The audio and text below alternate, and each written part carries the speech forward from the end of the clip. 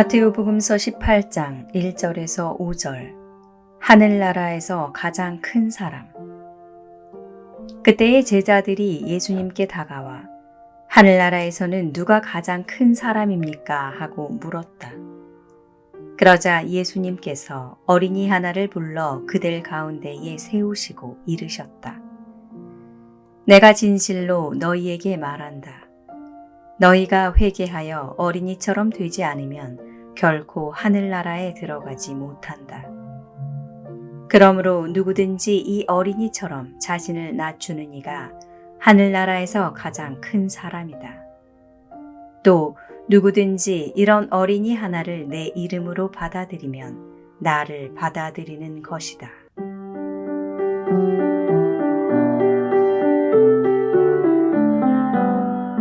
복음에서 주님은 말씀하십니다. 너희가 생각을 바꾸어 어린이와 같이 되지 아니하면 결코 하늘나라에 들어가지 못할 것이다. 이 말씀에 많은 분들은 주님이 착한 아이처럼 살아야 한다고 하시는구나 하고 생각하십니다. 실제로 주일학교 교재에 착한 아이를 어여삐 하시는 예수님의 그림들이 많이 실려 있어서 그런 생각을 더 강화시켜 줍니다. 그리고 많은 부모들이 교회의 이런 라프침에 힘입어서 소위 못되게 둔 아이들에게 대하여 몰이해한 반응을 보입니다. 그러나 그런 식의 이해는 자칫 소위 못된 아이들에 대한 편견을 가질 수 있으므로 못된 아이는 어떤 아이들인가에 대해서 설명을 드릴까 합니다. 많은 부모님들이 아이가 못되게 굴면 저게 커서 뭐가 되려고 하시거나 자식 키우기 힘들다는 반응을 보이십니다. 못된 아이라고 하는 것은 부모님의 입장에서 바라본 것입니다. 즉, 아이가 부모님 뜻대로 되지 않는 것에 대한 부모님의 부정적인 반응이지요. 아이의 입장에서 보면 누군가가 자신을 이해해 주지 않는 것에 불만스러워 자기 주장을 하는 것뿐입니다.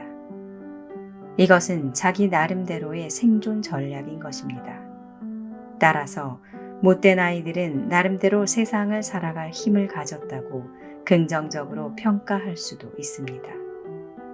그런 아이들은 못됐다는 소리를 들으면서도 자기 감정을 표현하여 왔기에 억울한 마음이 덜합니다. 누군가가 자기를 진정으로 이해해주면 솔직하게 자기를 드러내고 자신의 부정적인 요인을 스스로 인정하는 힘을 가지고 있습니다. 문제는 이런 아이들을 그냥 방치해두면 신경질적이고 폭발적인 성격의 어른이 된다는 것입니다. 주님께서 말씀하시는 어린아이 같은 사람이란 어떤 사람인가? 착하거나 못됐거나 하는 기준으로 보는 어린아이가 아닙니다. 마음에 맺힌 것이 없는 심리 상태를 말하는 것입니다. 마음에 맺힌 것이 많은 사람, 즉 한이 많은 사람은 마음의 무게가 너무 커서 하늘나라로 갈 수가 없지요. 그렇기 때문에 기도 중에 마음 안의 한을 푸는 작업을 하는 것이 중요하다고 합니다. 여기서 말하는 어린아이라는 것은 사람이 추구하는 마음의 마지막 경지를 말하는 것인지도 모릅니다. 경직된 신앙관을 가진 사람들은 병든 마음을 미리 윤리적 잣대로 평가, 단죄해서 병을 더 악화시키곤 합니다.